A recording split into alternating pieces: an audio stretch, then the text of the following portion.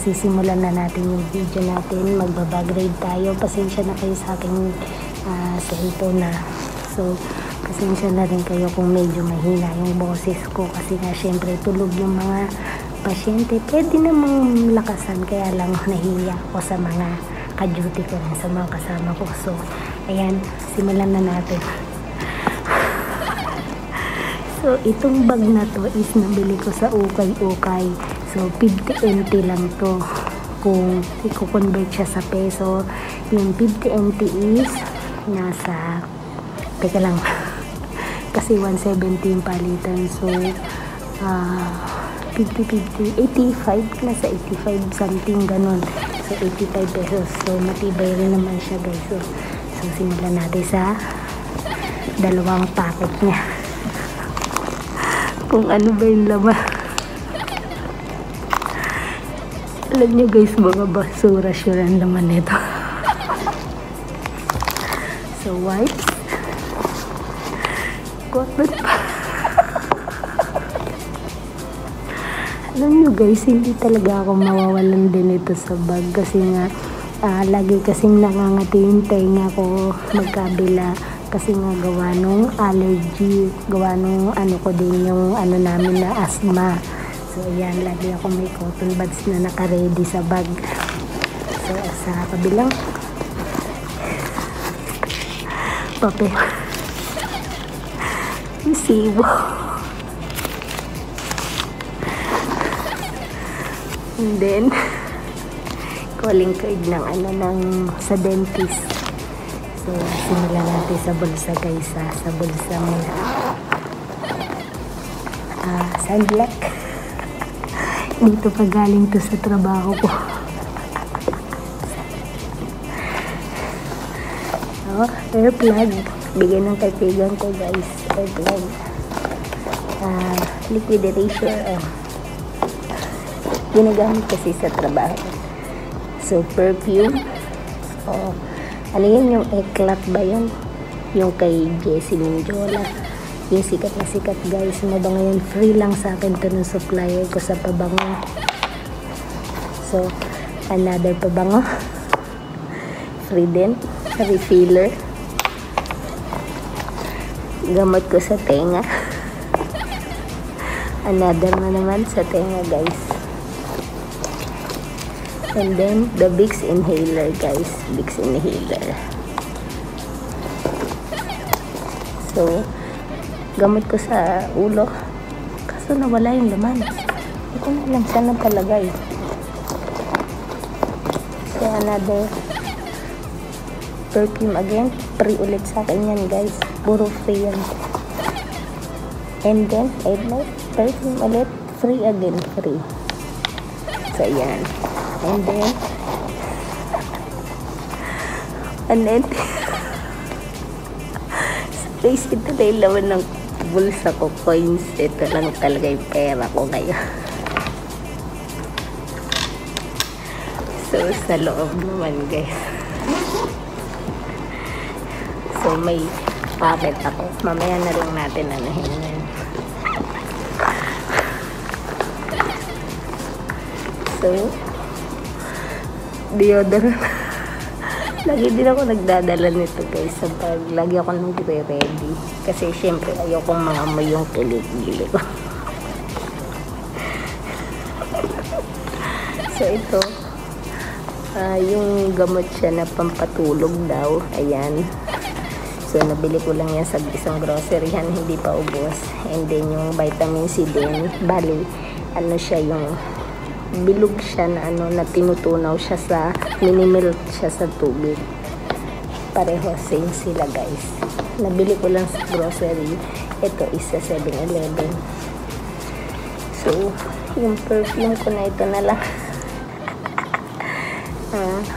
BBW yan guys, Bath and Body Works. So, ayan. Order na kayo sa akin guys. Kasi nagtitinda ako legit. Legit ako na seller guys. So, ayan. And then guys, ayan, yung gamot ko sa lalamunan. Pag nangangati ako, bumili talaga ako nito sa groceryhan kasi nga lagi nangangati ngayon yung lalamunan ko.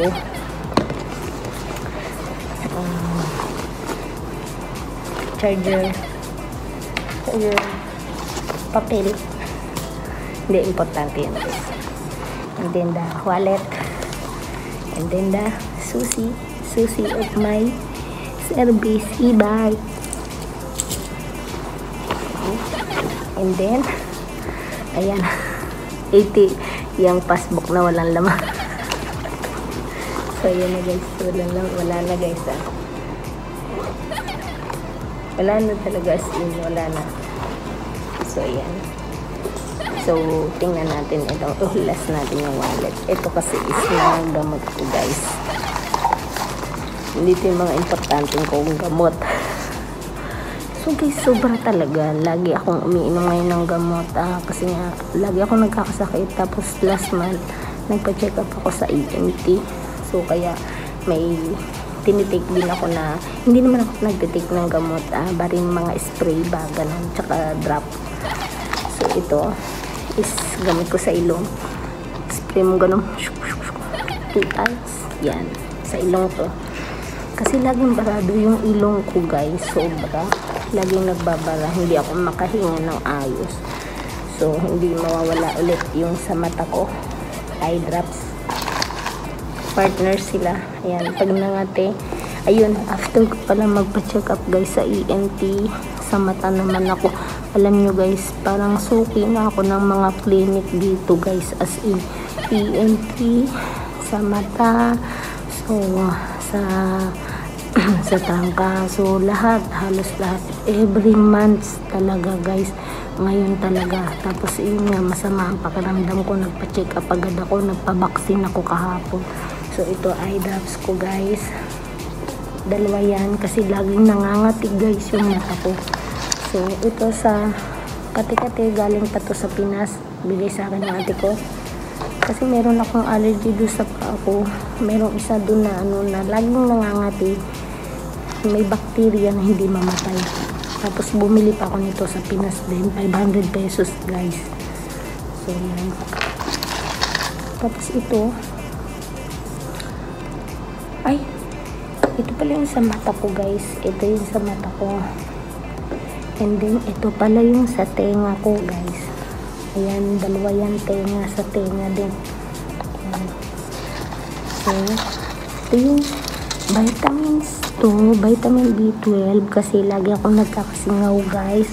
So, natanong ko yung nandun sa pharmacy na kung ano ba yung pwedeng i-take na gamot na vitamin para hindi magkaroon ng singaw. So, sabi niya is vitamin B12. So, ito yun. Ayan.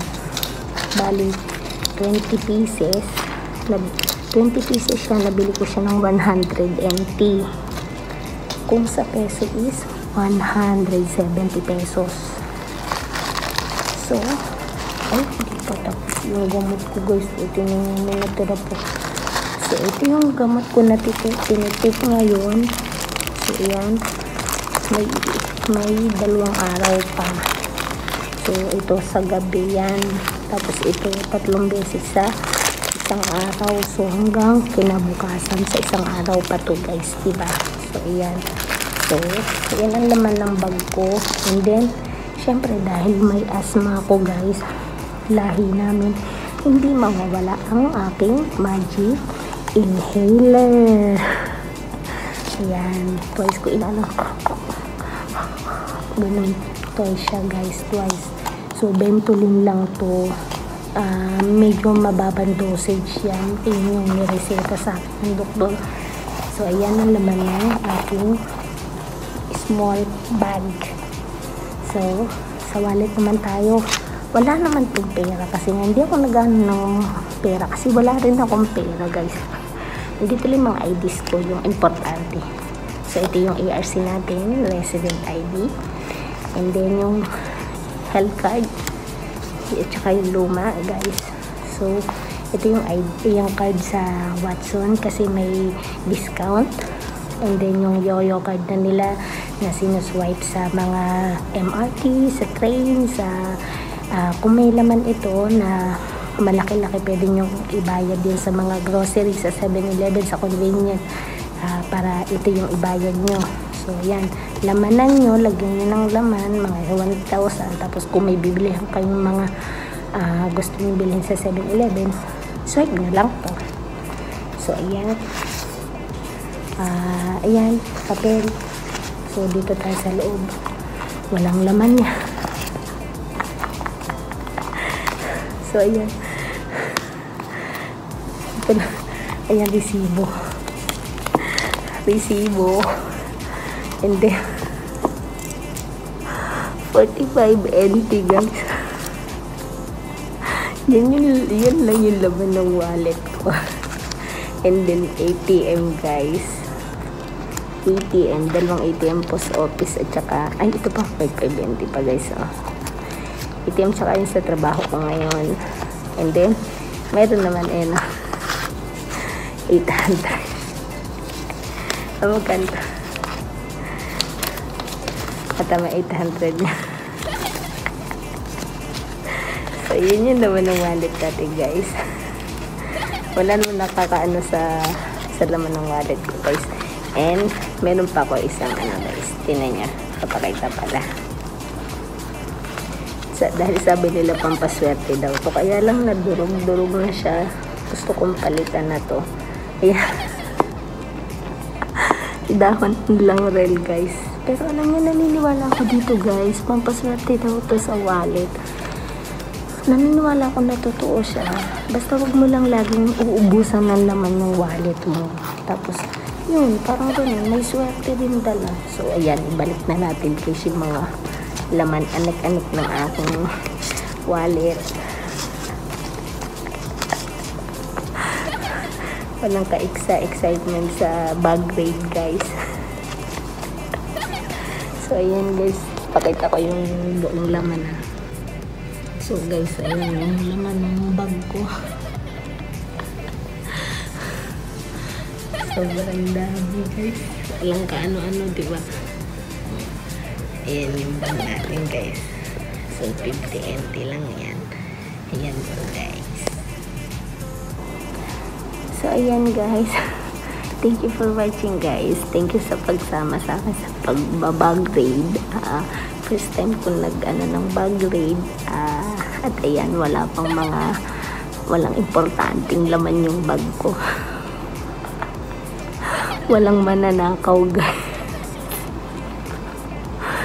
So, ang more na laman ng bag ko is more on mga gamot guys. At saka perfume. So, ayun yung mga laman ng bag ko guys. So, thank you for sa pagsama sa pagbabag raid natin guys. I hope na nag-enjoy kayo guys.